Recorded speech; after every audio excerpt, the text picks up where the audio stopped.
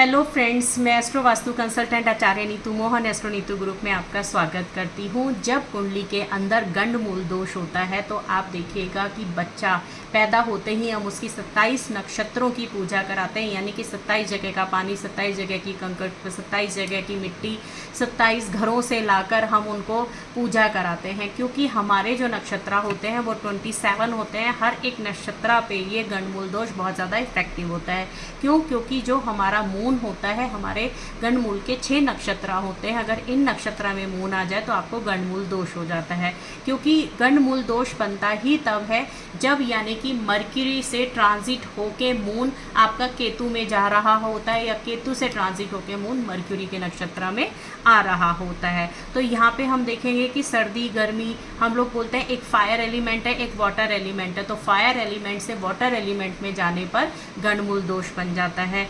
इस गंडमूल दोष की पूजा जो कराई जाती है 27 जगह से मिट्टी, 27 जगह से पानी, 27 जगह घरों की चीज़ें लाकर, और 27 दिन में ही बच्चा पैदा होने पर पूजा कराई जाती है। क्योंकि 27 दिन का मतलब है हर एक दिन में एक नक्षत्र आता है, तो 27 नक्षत्र भी हो गए, जिससे ये सारे नक्षत्र पॉजिटिव काम करते रहे। लेकिन जब उस पूजा के बावजूद भी अगर आप देख रहे हैं आपके बच्चे में ये सारी परेशानियाँ आ रही हैं, जैसे कि उसका मूड बहुत ज़्यादा स्विंग रहता है, बहुत ज़िद्दी रहता है, बहुत एंजाइटी लेता है, बहुत डिप्रेशन में चला जाता है, या उसको कभी भी कोई कहते हैं मेंटली थोड़ा सा प्रॉब्लम रहती है, या बात करने में हेजिटेट होता है, या बच्चों के साथ खेल नहीं पाता है, या लाइफ में उसकी सक्सेस उसको नहीं मिल पा रही है, पैसे का कहीं ना कहीं झुकाव बन जाता है, पानी के पास जाता है तो डरने लगता है। अगर किसी बच्चे को बचपन में मैंने देखा है कि डॉगी वगैरह से भी काफ़ी डर लगता है और वो काट भी लेते हैं उनको। तो इस टाइप की जो चीज़ें आती हैं, ये और भी बहुत सारी चीज़ें हैं, लेकिन उनमें से ये कुछ हैं जो आप देख सकते हैं बच्चे में चेंज।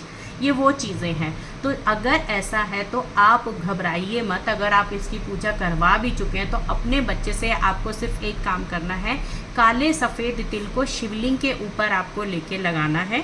थोड़े से पहले सफ़ेद तिल रख दीजिए, फिर शिवलिंग पे काले तिल रख दीजिए, और कच्ची लस्सी यानी कि थोड़ा से आप पीतल के लोटे में पानी लेंगे, उसके अंदर थोड़ा कच्चा दूध उसको बोला जाता है जो विदाउट बॉयल, यानी कि बिफोर बॉइलिंग से पहले जो मिल्क होता है, थोड़ा सा वो डालेंगे, थोड़ा सा चीनी डालेंगे, और उसको उन तिल रखने के बाद वो वाटर को पोर कर देंगे, शिवलिंग के ऊपर डाल देंगे।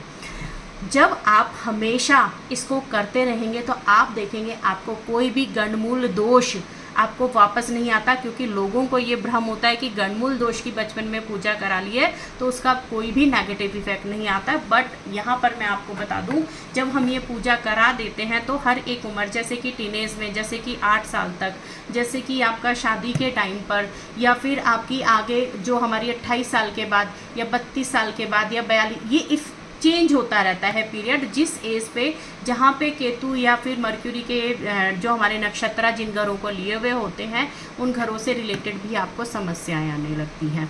इसका सिर्फ एक निवारण है, बार बार पूजा अगर आप नहीं करा सकते हैं तो बच्चों को सिर्फ और सिर्फ शिव जी की आराधना में लगा दीजिए। और शिव जी की आराधना भी कैसे करनी है? शिवलिंग पे पानी डालकर। क्योंकि गंडमूल दोष का एक ही उपाय है, शिवलिंग को पानी चढ़ाना। किसके साथ? राहु केतु, यानी कि आपको काले सफ़ेद तिल उसके ऊपर रखने हैं, फिर कच्ची लस्सी का पानी उस पर चढ़ा देना है, जिससे कि उनको ठंडक मिल जाए। आप देखेंगे विधि ने मतलब 2.5 मंथ, 2.5 या 3 महीने के बाद आप अपने आप ही आपको रिलैक्स होने लगेगा।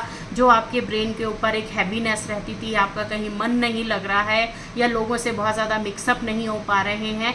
इवन मैंने यहाँ पर देखा है ब्रेन डेवलपमेंट में भी जो गंडमूल दोष के लोग होते हैं या बच्चे होते हैं, उनमें प्रॉब्लम आने लगती है, और पैरों से कम चलना या कमज़ोरी होना, बहुत सारी चीज़ें ऐसी देखी जाती हैं।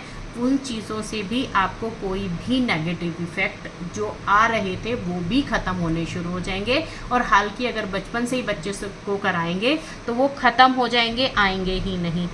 ये जो मैंने उपाय बताया है ये इतना सटीक उपाय है, क्योंकि शिव जी क्या है, शिव जी को आप देखेंगे तो इस सृष्टि में जब कोई आता है और जाता है उसी के कंट्रोल में होता है। अब आपको बता देती हूँ, हमारे 3 गुण होते हैं, जैसे कि जिसको हम बता देते हैं कि रजस होता है, सत्वा होता है और तमस होता है। ये इसी डायरेक्शन में ही चलते हैं और यही हमारी बॉडी और 5 एलिमेंट्स का कंट्रोलर होते हैं। तो इनमें क्या होता है, एक वाटर, एक फायर है, एक एयर है। ऐसे ही करके हमारी बॉडी भी 5 एलिमेंट से बनी हुई है और ये अर्थ यूनिवर्स भी बना हुआ है। इनका डिसबैलेंस हो जाना बॉडी के अंदर इन नक्षत्रों के थ्रू, चाहे अब वो डिसबैलेंस कहाँ है, किसी के ब्रेन पे बैठता है, किसी के पैरों पे बैठता है, कोई बच्चे की हाइट रुक जाती है, कोई बच्चा खाना नहीं खाता, लीन रहता है, बीमार रहता है, कहीं ना कहीं नेगेटिव इफेक्ट रहता है पूजा कराने के बावजूद भी। कभी कभी तो देखा जाता है पढ़ाई में ही नहीं उसका मन लग रहा है और पढ़ रहा है तो मार्क्स अच्छे नहीं आ रहे हैं। ये सिर्फ चीज़ें किससे दिखाई देती हैं, ये देती हैं आपके गंडमूल दोष में। अगर आपकी कुंडली में ऐसा कोई दोष है तो आप यहाँ पर एक यही छोटा सा उपाय करने से अपने जीवन भर की परेशानियों से दूर रह सकते हैं। और शिव जी एक ऐसे भगवान है, जहाँ पर भी आप रहते हैं आसपास आपको शिव जी का मंदिर मिल ही जाता है। इसी के साथ ये वीडियो मैं यहीं समाप्त करती हूँ। जय माता दी।